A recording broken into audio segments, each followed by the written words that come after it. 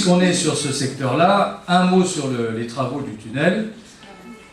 Il devrait se terminer en décembre. C'est un travail très très important, très très considérable,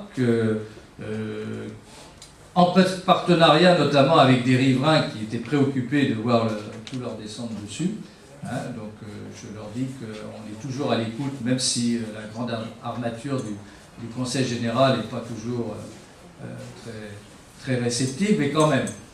Donc l'élu sert à ça, et donc au niveau du Conseil général, on va y mettre quelques 650 000 €.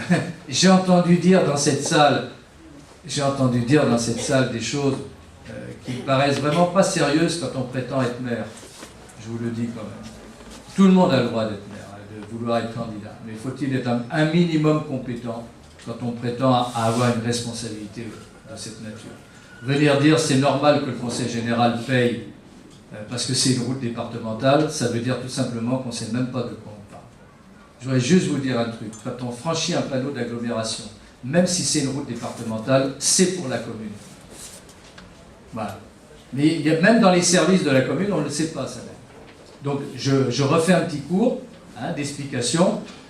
Dès qu'on est entre deux panneaux d'agglomération, c'est à la charge de la commune. Bien sûr, c'est une route départementale où le Conseil général aura sa part. Mais le fait qu'on soit dans la commune oblige la commune à y participer aussi. Donc, ce n'est pas une histoire de réglementaire, c'est ça la réglementation. Et quand on a fait l'avenue de la Liberté ici, la commune y a participé pour une part, comme le Conseil général a fait des travaux, des plateaux traversants, etc. La commune, alors, le conseiller général fait en sorte, c'est bien pour ça que c'est bien d'en avoir un qui est de Villeneuve, il fait en sorte que ce soit le conseil général qui paye tout, ou une grande part, plutôt que la commune. Voilà. Donc, les 650 000 €, le conseil général aurait pu demander à la commune un tiers de participation. Il ne l'a pas fait. Il a considéré qu'effectivement, cette route, c'était une route de grande circulation, c'était une route qui avait été faite à une époque où c'était l'État. C'est l'État à l'origine qui a fait cette route, c'est pas le département, c'est le département qui le gère aujourd'hui, et que compte tenu des implications, il n'allait pas demander à la commune de l'argent. Mais voilà, je vais juste faire une explication de texte, parce que moi je veux bien qu'on fasse des réunions et qu'on raconte ce qu'on veut, mais si on pouvait être simplement précis, ça rassurerait sur le niveau de compétence. Voilà, je ferme la parenthèse. Donc ça coûtera peut-être plus cher que 650 000 €. En tout état de cause, c'est le Conseil général, effectivement, qui paye. Pour la route du bord de mer, même chose. La promenade du bord de mer, quand on rentre sur Villeneuve par l'hippodrome, c'est pas au Conseil général de faire la route, moi je suis désolé. La commune a fait le projet, c'est vrai, elle est bien aimable, et elle a dit au Conseil général, faites, c'est à vous. Non, je suis désolé, le panneau d'agglomération, c'est Villeneuve, il est juste à l'entrée du pont du Loup. Et nous, on ne gère que les problèmes de circulation. On ne gère pas les trottoirs, on ne gère pas les pistes cyclables a priori. Donc là aussi, on a mis 125 000 €. C'est bien, merci, c'est gentil, mais vous auriez pu en mettre 2,2 millions.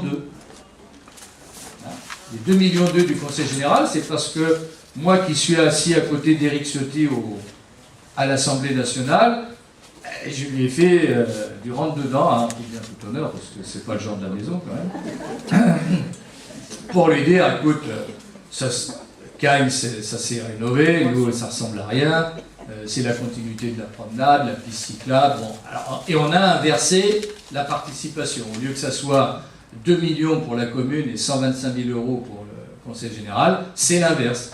C'est 125 000 € pour la commune, parce qu'on est quand même en agglomération, et c'est 2 millions pour le Conseil général. Juste pour expliquer comment ça marche. Et quand on veut vous faire croire que de toute manière, sans le conseiller général, ça serait exactement pareil, eh ben non. Parce que sinon, on l'aurait vu avant 1988.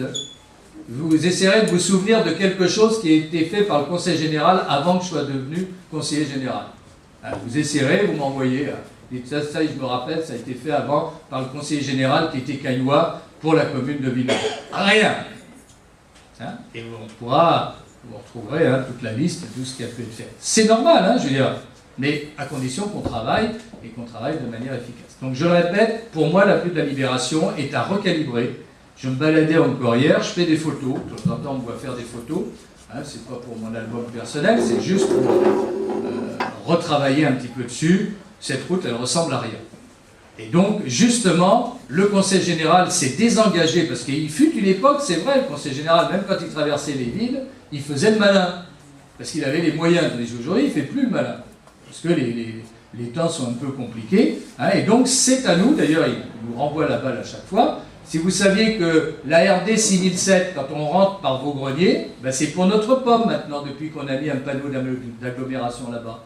Toute la 6007, c'est une route départementale, mais c'est d'abord pour nous, hein, jusqu'à y mettre un passage protégé, etc. Bon. Donc, le Conseil général peut y participer, il donne un avis, mais c'est nous, les patrons. Moi, ça me va très bien, parce que je sais qu'à une époque, hein, on nous interdisait de faire des ralentissements, parce qu'il fallait permettre la circulation. Donc, on est maître chez nous, et je vous le dis, entre le tunnel et le pont, ça ne se passera plus comme ça s'est passé.